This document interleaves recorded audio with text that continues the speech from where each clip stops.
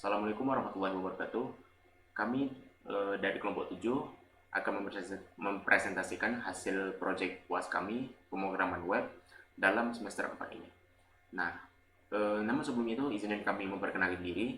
Saya Adria Maulana dan teman saya Dafa Islami Pasha. Nah, dalam proyek UAS kali ini kami membuat sistem pencatatan keuangan New Vegas yang bertema yang diambil referensi dari Fallout New Vegas. Di sini terdapat nota uang caps, dolar NCR dan juga legend denarius.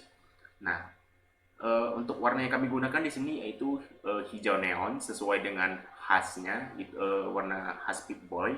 Dan kemudian warna amber menyatakan warna vibe New Vegas-nya. Dan juga terdapat merah crimson yang bermaknakan warna dari faksi Legion. Nah, di sini juga uh, merupakan tampilan utama dari pencatatan keuangan yang bernama Couriers, Ledger, and Inventory Trackers versi 1.2. Yang dimana di sini terdapat pencatatan keuangan berupa caps, dolar, dan juga denarius. Dan juga di sini terdapat diagram chartnya untuk pemasukan dan pengeluarannya.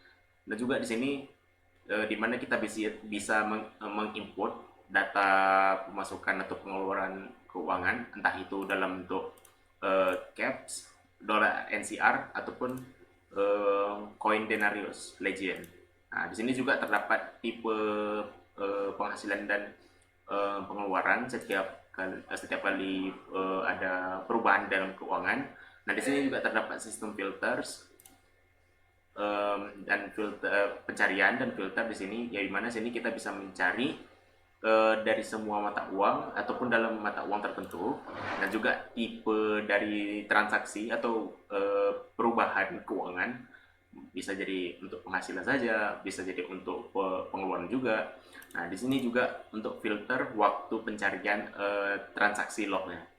Nah, base itu yang pertama kali masuk, yang terlama, yang pertama kali yang terlama muncul, yang pengeluaran terbesar dan juga pengeluaran terkecil. Nah, di sini juga terdapat history di mana kita setiap kali melakukan transaksi baik pengeluaran atau pemasukan. Sini juga terdapat pencatatan dalam bentuk tanggal di sini, dan juga nama transaksi yang telah kita buat di sini, dan juga mata uangnya dalam baik itu faksi dalam berbagai faksi, dalam bentuk berbagai mata uang.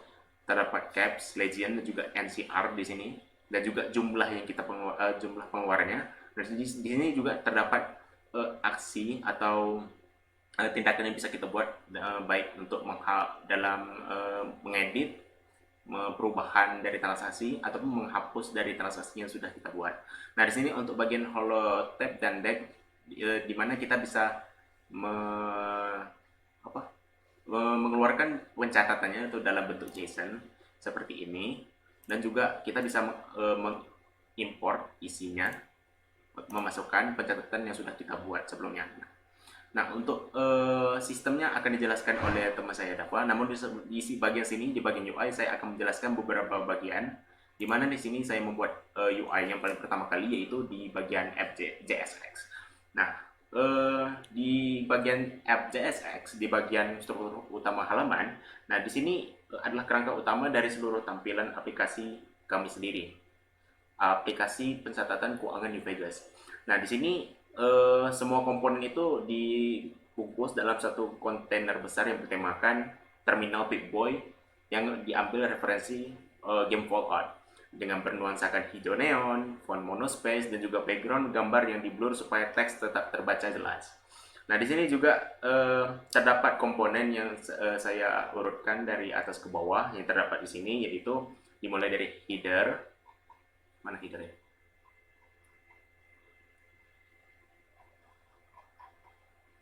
Nah, header, kemudian ada status saldo Pip-Boy, status saldo Pip-Boy, kemudian ada grafik cash flow-nya, yaitu setiap kali pemasukan dan pengeluaran keuangannya.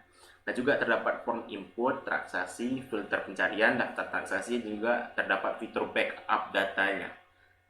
Nah, dari semua komponen itu dibungkus dalam satu card yang diberi efek eh, backdrop blur dan juga menggunakan border hijau bercahaya dengan efek glow-nya sesuai dengan referensi game flow art-nya, yaitu Pip-Boy, warna Pip-Boy. Nah, di sini agak terlihat seperti layar terminal Pip-Boy yang sesungguhnya. Nah, juga di sini kita masuk ke bagian terminal header JSX, yang dimana di sini juga saya membuat tampilan headernya di bagian judul sini, yang bisa kita lihat di Robco Industry Unified Operating System. Nah, di sini merupakan bagian header dari aplikasinya. Nah, pada judul besar Robco Industry Unified Operating System yang ada di sini, di bawahnya terdapat juga subjudul nama aplikasi yang kami buat, yaitu Courier Ledger and Inventory Tracker V1.2. Nah, di sini juga saya membuat sistem online dengan animasi pulse. Sistem online. Nah, ini sistem online. Nah, yang berkedip-kedip supaya kesannya tuh kayak terminal komputer yang benar-benar aktif dan online gitu. Layaknya seperti terminal di game Fallout. Oke, kita lanjut ke bagian Pip-Boy status. Pip-Boy status. Nah, ini dia. Ini adalah bagian di mana tercatat setiap pengeluaran dan pemasukan, baik itu dalam bentuk caps, dolar, dan juga denarius legion. Nah, di mana di sini warna yang diwarnai dengan warna yang berbeda. Yang bisa kita lihat di sini yaitu warna hijau, warna amber. Warna hijau untuk caps, warna amber itu bisa kita lihat di sini. Nah, warna amber itu untuk dolar NCR, dan warna merah di sini. Warna merah yang saya gunakan untuk warna Legion Denariusnya gitu. Oke, lanjut. Oh iya, sebelum itu di sini juga terdapat setiap kali pengeluaran atau pemasukan, setiap kali ada minus, itu berarti saldo kita berkurang, alias kita mungkin berhutang gitu kan, atau mungkin kalau ada tanda plus di sini kita memiliki uang lebih, misalkan di sini caps kita berkurang 83 gitu, dan di sini dolar SCR-nya kita berkurang 100. Nah, di sini untuk Legend Denarius yang kita dapatkan, koin Denarius, di sini kita memiliki 1150 Denarius. Nah, lanjut di bagian cash flow analysis. Nah, di mana di sini Nah, ini bagian visualisasi cash flow yang saya buat untuk tampilannya, di mana di sini untuk membandingkan total pemasukan baik dalam income dan pengeluaran atau disebut juga expense dalam bentuk dua batang progress, dalam bentuk diagram batangnya. Nah, untuk hijau itu adalah income dan amber itu adalah expense-nya. Nah, untuk panjang batang ini dihitung secara proporsional berdasarkan nilai tertinggi di antara keduanya. Nah, semisalnya jika user ingin melihatnya secara visual, mana yang lebih besar pengeluarannya, mana yang lebih kecil penghasilannya, seperti itu. Nah, lanjut ke bagian transaksi form. Di sini bisa kita input setiap kali ada transaksi keuangan, baik itu entah penghasilan atau pengeluaran. Nah, di sini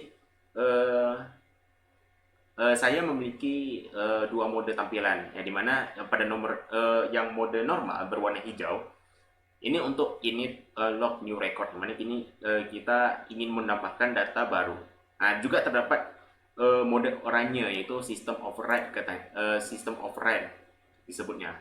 Sistem override ini ketika user, kita sebagai pengguna, ingin mengedit transaksi yang sudah ada. Jadi user bisa mengetahui secara visual, secara tampilan, apakah mereka sedang ingin menambahkan data baru atau mengubah data lama tanpa perlu membaca teks terlebih dahulu, begitu.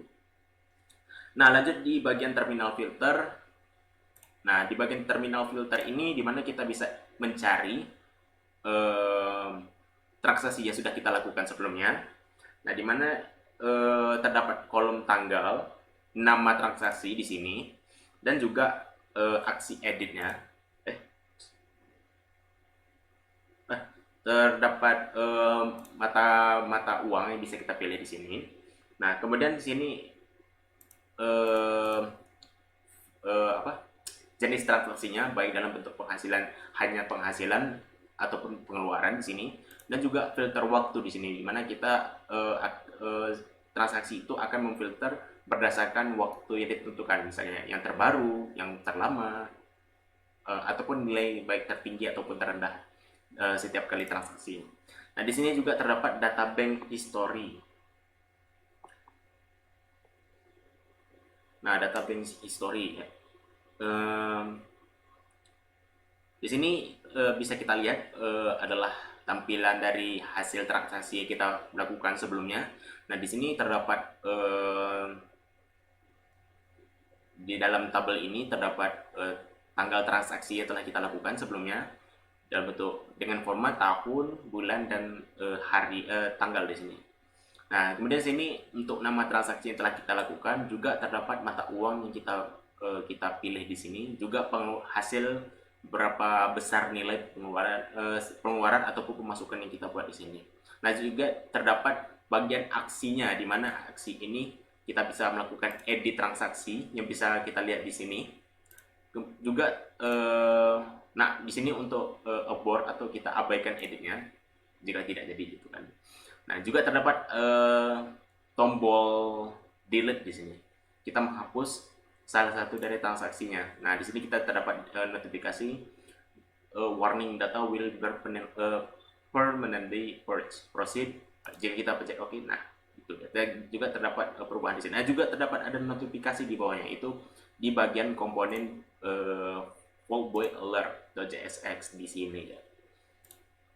Nah, juga di sini adalah tampilan backupnya, di mana di sini kita bisa bisa menginjek datanya, itu kita mengambil progres pencatatan keuangan yang telah kita buat, dan juga di sini kita memasukkan pencatatan keuangan yang kita sudah buat sebelumnya.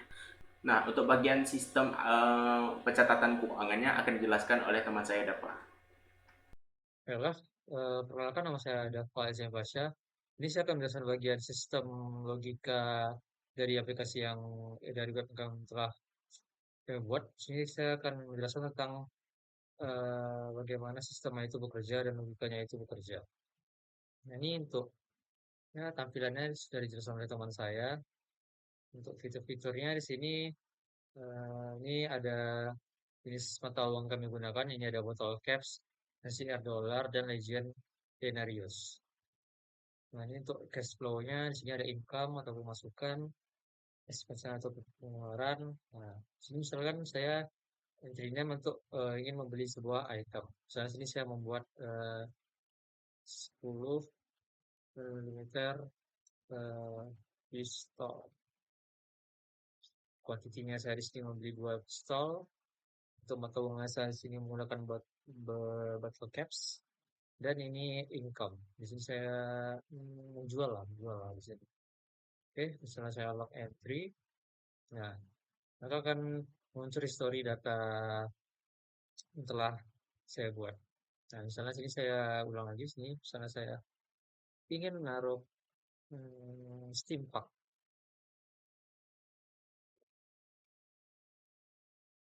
Steam Pack kuantitinya 23 atau 20. Gunakan mata uang NCR dan kita buat expense. Jadi kita log. Nah, di sini akan berubah expense-nya, pemasukan dan pengeluarannya. Nah, maka akan muncul di sini. Lalu untuk yang lainnya di sini misalnya kita ingin lihat bottle caps, nah story-storynya di sini bisa kita pilih-pilih lah ya. Nah, untuk type-nya di sini misalkan income only bisa, expense only bisa. Ini untuk history itu kan, story pembeliannya. Misalnya di sini saya juga bisa hapus ya. Misalnya di sini bisa hapus. Nah, ini akan digunakan untuk misalnya menghapus permanen data. Nah, juga akan muncul notifikasi di sini data coach dan yang akan hilang otomatis.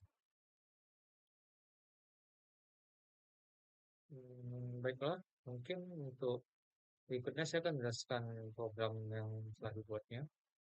Pertama ini saya melihat dari apps JSX-nya dulu. Hmm, Pada bagian ini saya akan menjelaskan file JSX. File ini merupakan komponen utama atau pusat kontrol aplikasi. Semua fitur seperti menyimpan transaksi, menghapus data, eh, pencariannya, filter backup, hingga notifikasi dikendalikan dari file ini, yaitu file apps.jsx ini. Di bagian pertama ini ada use stats. Stat yang paling utama adalah transaction-nya. Stat ini digunakan untuk menyimpan seluruh data transaksi. Saat aplikasi dijalankan, data akan langsung diambil dari local storage, sehingga data yang pernah disimpan sebelumnya tidak hilang ketika halaman di-refresh.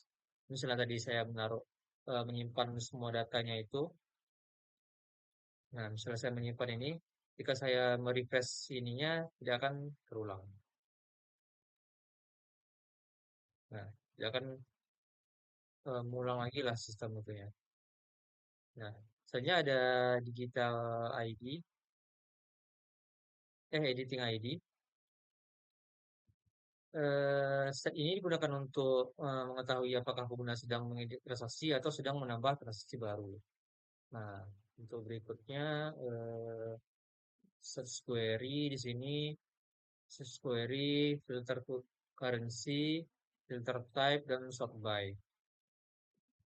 Nah, keempat set ini digunakan untuk filter pencarian, filter mata uang, filter tipe, transaksi, serta pengurutan data.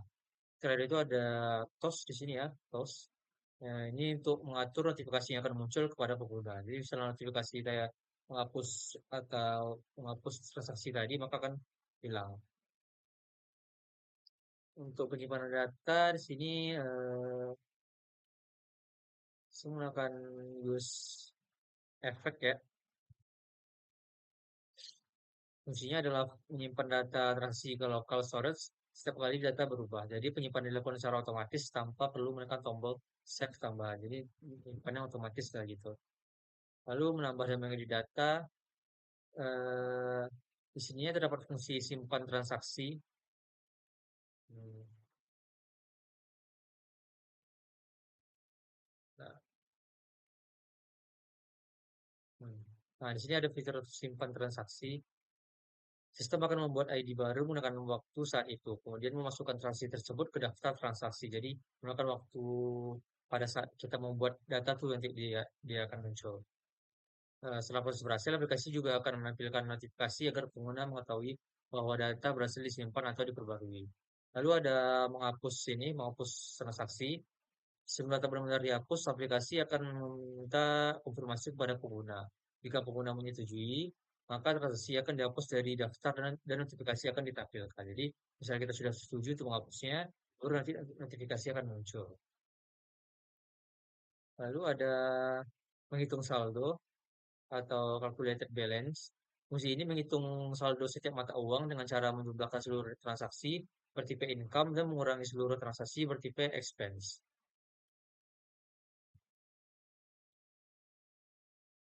Lalu ada search, filter dan sort.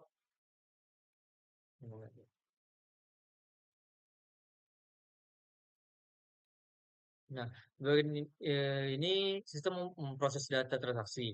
Pertama, lakukan pencarian berdasarkan nama transaksi. Setelah itu, data dapat difilter berdasarkan mata uang maupun tipe transaksi.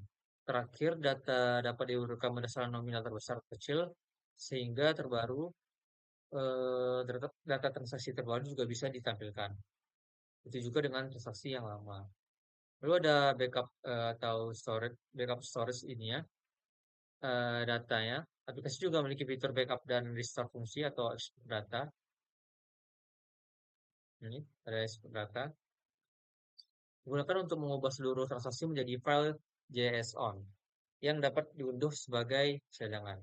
Sedangkan fungsi import data digunakan untuk membaca kembali file JSON tersebut sehingga data transaksi dapat dipulihkan. Jika file tidak valid, aplikasi akan menampilkan pesan error.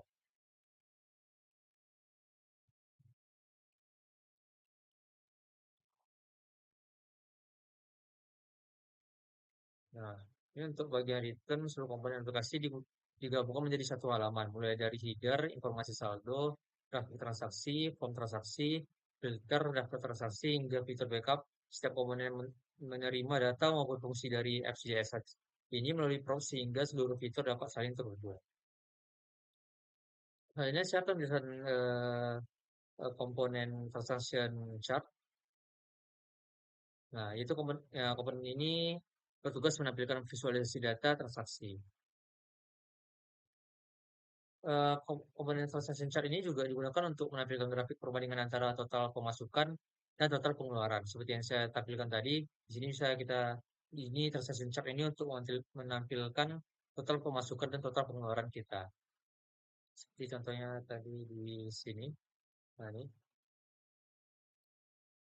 Nah, pada bagian awal, sistem menghitung total pemasukan dengan mengambil semua transaksi yang bertipe income, kemudian menjumlahkan seluruh nominalnya. Setelah itu, sistem juga menghitung total pengeluaran dengan cara yang sama, tapi hanya mengambil transaksi yang bertipe expense-nya. Lalu, sistem juga menentukan nilai terbesar di antara keduanya. Nilai ini digunakan sebagai acuan agar ukuran batang grafik memiliki perbandingan yang proporsional. Di bagian return, hmm, hasil perhitungan tersebut ditampilkan dalam bentuk dua batang grafik. Jadi hasil perhitungan tadi itu akan ditampilkan dalam bentuk dua batang grafik. Itu grafik pemasukan dan grafik pengeluaran. Setiap kali data transaksi berubah, grafik akan diperbarui secara otomatis.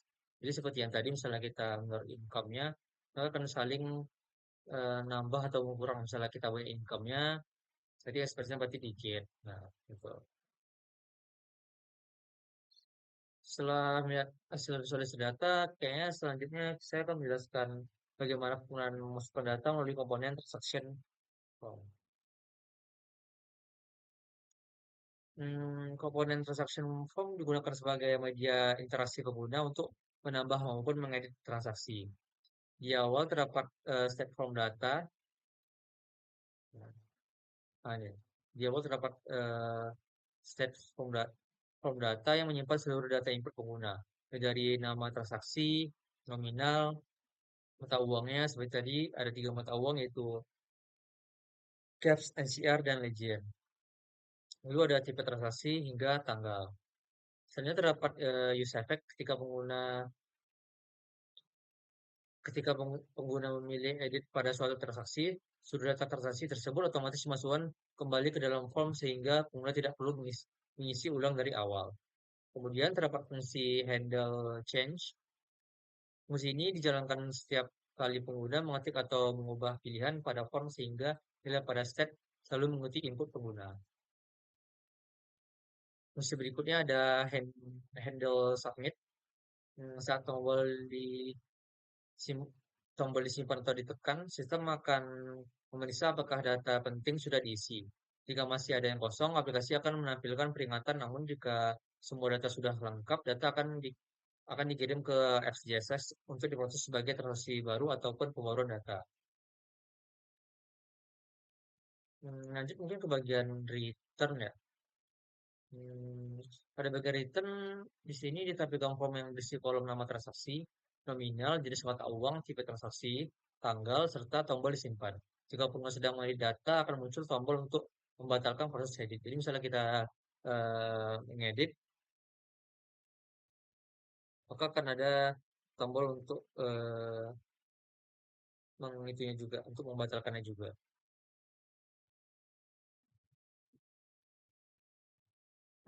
Mungkin selanjutnya saya akan menjelaskan komponen terakhir yaitu fault bound alert, fault boy alert. Nah, komponen Fuckboy Alert ini berfungsi untuk menampilkan notifikasi kepada pengguna setelah suatu aksi dilakukan. Nah, pada bagian use effect, ketika notifikasi muncul, eh, sistem secara otomatis membuat timer selama 3 detik. Setelah waktu tersebut habis, notifikasi akan ditutup secara otomatis sehingga pengguna tidak perlu menutupnya secara manual.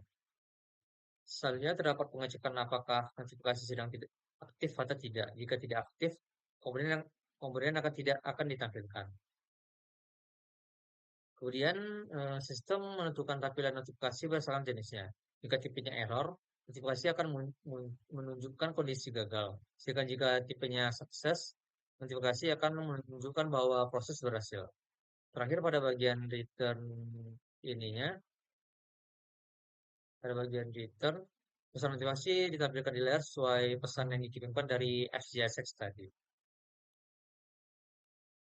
Hmm, sepertinya mungkin itu saja ya yang saya sampaikan untuk dari sistem yang telah saya berikan ini. Mungkin baik demikian penjelasan dari kelompok kami mengenai aplikasi yang telah kami kembangkan. Melalui aplikasi ini kami mencoba menerapkan berbagai fitur yang saling terintegrasi, mulai dari pengelolaan data, visualisasi data, penyimpanan otomatis, hingga pemberian notifikasi kepada pengguna.